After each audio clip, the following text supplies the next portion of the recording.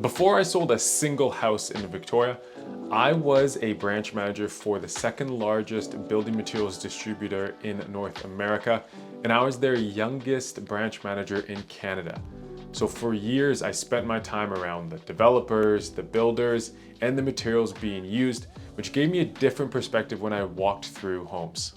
So this is the 5 things that I look at in every showing. And by no means am I saying that this replaces an inspection, but this will help guide the questions to be asked before you spend the money doing so.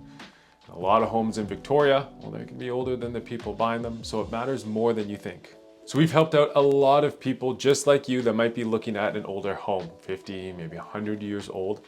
And if you are thinking about purchasing one of these homes, we will have a Calendly link below. Feel free to reach out or to my direct contact info. That will be listed below as well. And if you are thinking about buying an older home, reach out and we can talk about the whole process in general, or if you have a specific property in mind.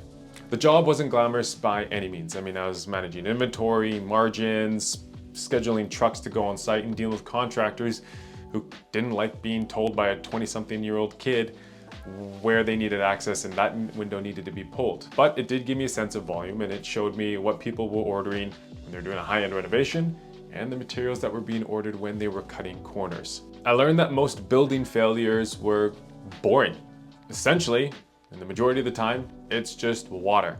And it's water getting into places that it shouldn't be. So when I first got into real estate, I noticed where the attention was being drawn to, not only the listings, but also the showings. People are looking at the kitchens, the bathrooms, the natural light, the orientation, or the backyard. Not a lot of people are standing out on the driveway looking at where those downspouts are going, for example. So the first thing that I'm looking at is how does the lot grade? And by that I mean the ground coming up to the foundation.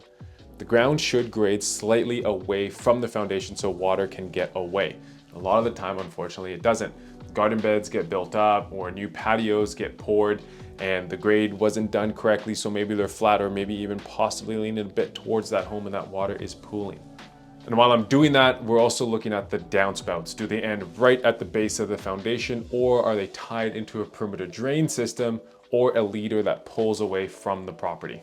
Now, the envelope of a home is essentially keeping everything outside. So that's the roof, the windows, the cladding, and even the joints of a home. Now, when we're looking at the roof and the eaves, we're trying to see if we've noticed anything where water is going places that it shouldn't. And that could be the eaves being so filled with leaves, it's overflowing in a certain area.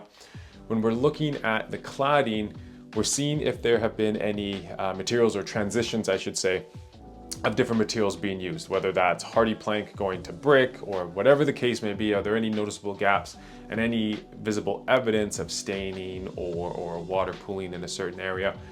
And then also with the home, if it's got an addition on it and that home has been jointed up, has that joint been sealed properly? Because if water is getting in behind there, that's where you incur a lot of costs. Then there are parts of the house like the mechanical systems where the replacement can cost in the thousands, and that's heating, plumbing, hot water, and don't get me wrong, these things do degrade and need to get replaced over time. But we're looking for how are they being maintained?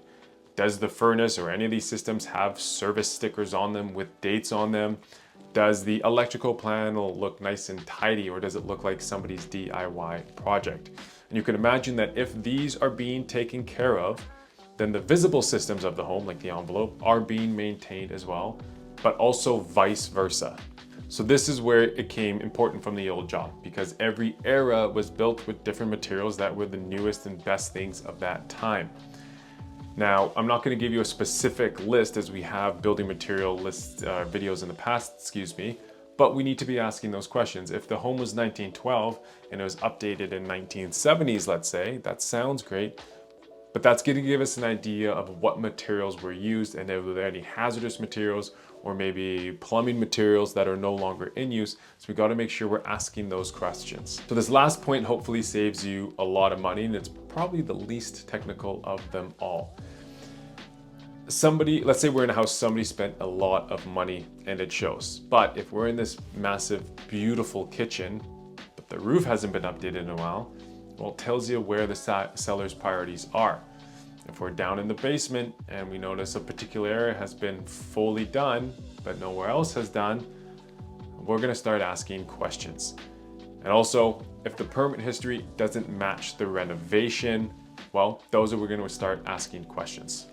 Now, the part I wanna be careful about, and it's easy just to oversell what I've said in this video, is that I'm not an inspector, I'm not an engineer, I'm not qualified to tell you if this home is sound.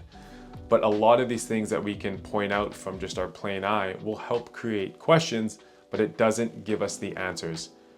I won't tell you to not get an inspection, especially when we're dealing with an older home.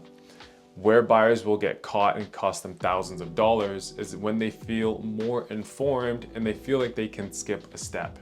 But hopefully what this does is help change the conversation.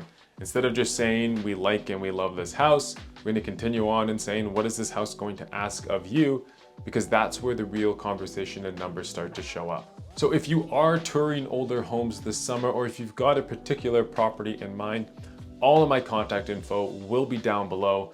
My personal cell is 250-634-2141. Again, my name is Alex Hughes with the North Pacific Homes Group. Thank you so much for watching, and I hope you enjoyed this video and found it informative.